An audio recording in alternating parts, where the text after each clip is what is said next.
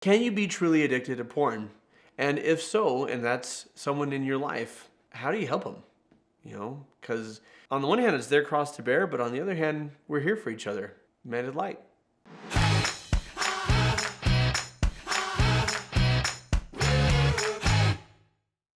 So first of all, do you think people can actually be addicted to pornography? Well, yeah, I mean, so addictions are just coping mechanisms, right? And it's your place to decide whether your coping mechanism is healthy or not healthy. Right. I mean, there's some pretty strong suggestions that alcohol, drug use, tobacco use, porn, like it's not healthy. Right. Well, and clinically, there are schools of thought that would say you can't be addicted to porn because it's not a physical substance, right? That it's more of a compulsion than an addiction. I think we're splitting hairs. It's still a physiological release, right? It's something that you seek to escape reality. Yeah, well, and to cope with whatever you got going on. And what's going on is they're seeking the dopamine hit, Yeah. right? And so you have this little part of your brain kind of in the center. It's called the amygdala, right? And that's neuroscience has learned a lot more about the amygdala over the past 10, 15 years. And it's known as the pleasure center in your brain. And so when you use drugs, when you have a meaningful relationship, When you eat a Twinkie, right? Dopamine is released saying, do more of this thing. Yeah, the dopamine is released. It lights up the pleasure center in your brain, which is the amygdala, and you feel good. You feel better. Yeah, well, it's the same thing with, honestly, with lab rats or where they get the cheese and then they hit the button again, right? Because it's reinforcing. I get more cheese. Yeah, I get more cheese. And when it comes to pornography, first of all, why are we even talking about this? Because for a lot of people, porn isn't against their values. They see, there's nothing wrong with it, and there's lots of different schools of thought. I'm going to tell you where I come from on this.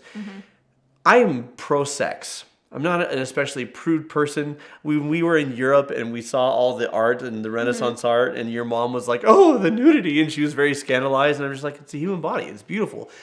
It is not about body shaming or sex shaming. To me, because if you've watched some of our other videos, I struggled with pornography. And for me, the biggest reason to end it, to break up with pornography as if I were in an abusive relationship, because it's kind of how I saw it, is that it's not about sexuality or nudity. It's about objectification. It's about the glamorization of unhealthy, abusive, shallow, objectifying relationships. Yeah. There is erotica that is more about healthy boundaries. It's more about consent. It's more about love. On a moral standpoint and from a clinical standpoint, I'm less opposed to those sort of things. There are people who, for their spiritual values, just want to abstain from that entirely. But for me, the real damage of it is I am indulging repeatedly in something that is shaping how I view relationships and sexuality. I think I told you the first time I ever got in a fist fight in middle school. Do you remember what my disappointment was? That there wasn't the sounds it didn't sound like the punches from Indiana Jones. Because when someone gets punched in Indiana Jones, it sounds like they got hit by a train. And it was just this dull thud, and I'm like, well, that's disappointing. But similarly, pornography shapes our expectations of sex where there's no foreplay, everyone comes at the same time, everybody likes it rough. Whatever I want to do to you, even if it's degrading or humiliating, you're going to be into it. And we don't need to actually have a respectful, loving connection. And because the thing is, even in casual sexual relationships, there can be respectful connection. There can be, hey, these are the boundaries, these are the expectations. And pornography is about, by and large, it's about what's taboo. It's about what's forbidden. Again, there is a movement towards more responsible pornography, but I see it as so psychologically damaging, and we say the things that we watch don't affect us. That's bull. If that were true, why would companies pay so much for product placement in their movies, right? You watch a movie, the characters are eating Frosted Flakes. And you can't have it both ways. You can't say, well, what you watch doesn't affect you, but we're also paying millions to put Frosted Flakes in this film. What you watch absolutely does affect you. It doesn't dictate or determine, but it does affect and help with the shaping process. And that's why, to me, pornography is something to leave in the rearview mirror or to consume responsibly, and a lot of people don't. A lot of people get hooked on that dopamine over and over and over again, and it does harm and it does damage. Well, and what did the Gottmans studied this? Yeah. And what did they find? Well, John and Julie Gottman, for those who aren't in the know, are the all-stars of couples therapy. They've been doing this for like half a century. Pioneers in research-based couples therapy, and they did a longitudinal study of the effects of porn use on relationships, and they went into it. These are not highly conservative traditional people, quite the opposite. They're based out of UC Berkeley, okay? So, and they went into it with the thesis that porn was not harmful or detrimental to relationships, but they were going to test it scientifically, and they got a lot of backlash because they came out and they said, look, we got to report on the science. That's our ethical duty. The science is saying it is, by and large, harmful to romantic partnerships to consume pornography. And my opinion is for all the reasons that I've just laid out, right? I don't think you and I, it hurt our relationship to go to Europe and to go to the Louvre and see and there were naked figures in paintings. I don't think that hurt us, right? It wasn't the nudity or even the portrayal of sexuality. It was how. It was what's being promoted here. Yeah, absolutely. So you have to decide for yourself where it fits in your life, if it fits in your life. That was a major soapbox, man. If you feel differently, let us know in the comments. It drives the algorithm. But here's the thing about addiction. It's always a coping mechanism for something else. Yeah. It's always trying to fill a void, Yes. any type of addiction. And so you have to decide, and we all have coping mechanisms, and you have to decide in your own life, is this serving me, right? Yes. Because eating ice cream every day has definitely been a coping mechanism in my life. Yeah, I remember that. You know, my children aren't little, and I don't consume nearly as much sugar, right? That's what they were. Well, because your addiction can be something that's not. Look, and setting aside the debate about whether or not porn is healthy or unhealthy, an addiction in and of itself means I am escaping. Right. I am not facing, I am escaping. It could be ice cream. It could be ESPN. It could be anything in moderation or not anything. Most things in moderation are healthy, but the addiction is, this is what my life is about now. Right. The addiction is also a compulsion. Yeah. And it becomes one of the most important things in your life, to the detriment of relationships with real people, to the detriment of your job, to the detriment of what you need to live a happy and healthy life. And we're not here to tell you what you need to live a happy and healthy life. Like, that's for you to evaluate and decide. And there are couples who say, they use porn to spice up their sex life. So there are different ways to consume things, but how do you help somebody who wants to leave this in the rearview mirror and they're struggling? Well, I can speak to that because that was me. And Alicia was so great about this. What you can do is make it safe to talk about. Because a lot of people, they don't say this is what I'm struggling with, whether it's porn or anything else, because it's a shame. It's shameful, not really, but we interpret it as shameful to be struggling with anything. And we don't want to burden another person with our struggles. And what you can do is let the person know, I am here for you on this, and you are not your weaknesses. You are so much more than that. That's so true, right? But if you come from a culture, whether it's a religious culture or societal or family culture, where it's seen as wrong or bad or shameful, or even sexuality in general, because so often we aren't having healthy conversations around sexuality. Yeah. And there are healthy ways to have those conversations, and they're needed conversations to be had.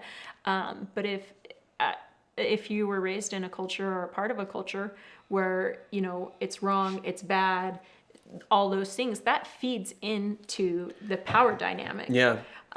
And so it can start as a curiosity and turn into so much more. And I would say everything you said about supporting someone with a pornography addiction, if that's not something that they want to have in their life, is absolutely true. And I would say you need to take one step back from there, and you have to be real clear that is what both people want, both partners in the relationship want. Yeah. Yep. And you probably heard me say this in other videos, like, if you're in a partnership and pornography is a problem for one of the partners, meaning they don't want it as part of their relationship, and it's not a problem for the other one, like, that's when you guys aren't on the same page. Yeah. And it needs to be a problem for both of you. And I know very much so what that looks like. I just made the assumption that it was a problem. Like, it was a problem for both of us. Yeah. And not between us, not in our relationship, but in a previous relationship. Like, that was just my assumption. And while for him there was a lot of shame and a lot of guilt, in truth, it really wasn't a problem for him yet. Right. Which is a difference in values. Right. You know? Right. Well, and so... Which doesn't make him bad per se, but No. it means, are we compatible? Do we want the same things out of life? Well, and societally, like, he grew up in a society where that was, like, imposed on him, right? And so that was the way he showed up, but that's not what his actions said. Right. Right? And so you can absolutely be on the same team. You can absolutely overcome this, but you need to start from that place of sameness, of this is a problem for both of us. Yeah. And I've talked to women who said, you know, I can't compete with those images on the screen, or I don't look like that, or all sorts of things. And the truth is, the addiction has nothing to do with that. It has nothing to do with you not being good enough or pretty enough or anything like that. It genuinely has to do with their challenges, the person who has the addiction, their challenges, their behaviors, their coping mechanisms. Yeah. And so when you take ownership for those challenges, it stunts the growth, because the reality is you can't fix it. You can support them, you can help them, but you can't fix it. And no amount of any alteration to your physical appearance or anything like that is going to change that. Because it's not about whether you're attractive enough or what you look like or what you do in bed. It's about, like, porn is, there's some overlap, but it's really its own thing used to cope with life. I think in our case, something that you had said to me and that we had agreed upon is that if I was feeling drawn to it, if I was feeling the urge to look at it, that I could simply talk to you about it. That I could say, I'm going through this, and instead of the world is ending, or instead of being shamed for it, that I could just say that to you, and you could say, what do you need? And sometimes what I needed was sex, because I needed an outlet and a release for all the emotions I had going on. Sometimes I needed to be held. Sometimes I wanted to go get Mexican food. Very often it was Mexican food. Honestly, that's the addiction to have if you're going to have one. So often, like, our demons, you know, that we hide, they lose their power when we talk about them, right? Mm-hmm. So just having someone you could talk to about what you were struggling in the moment with, that was just half the battle. And if you're in a healthy enough place with your partner, that your partner can be that person, that's great. For a lot of people, particularly women, that's triggering. Yeah. You know, so get someone else that can be your buddy in that way. It doesn't need to be the woman's or the male's. Like, it doesn't have to be the other partner if that's too much. And I've had friends where you know, they have filters, they have all sorts of things, you know, on their internet and stuff like that, and their spouse or their partner will go to great lengths to get around those filters. Yeah. Like, it takes a lot of effort to get to the pornography, and that's where I would question, is this really a value both of you share? Because if you're willing to put that much effort into deceit, is that really something that's important? And I would super caution staying in a relationship for years and years and even decades where that is perpetuated, because it can be so devastating and detrimental for their partner who doesn't agree.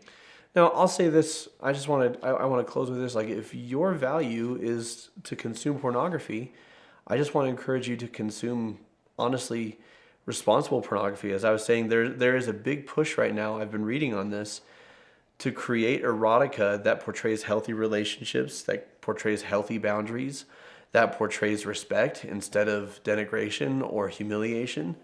If the thing that you are interested in terms of your entertainment, is humiliating or using another person, I would ask yourself psychologically why that is and what that is saying about where you're at in life right now, and get some support. Honestly, it's not about naked people and sex. It's about what am I teaching my brain about sex and relationships. And if your value is to have none of that in your life, again, seek some support. We have therapists on staff who are qualified to help you with this. There's a link in the description for a complimentary 15-minute consultation with one of them. If you found this video helpful, but you want more me crying, then you can watch another version, which is what to do if your husband is addicted to porn. Check that out. How do you navigate this? What are your thoughts on pornography? Can it be healthy? And how do you navigate addiction, period, in your life or in a relationship? We want to hear your thoughts in the comments below. And remember to keep shining. We need your light. Shine on, shine on. Hey, there's that video I was talking about, the one where I cry. It's all for you.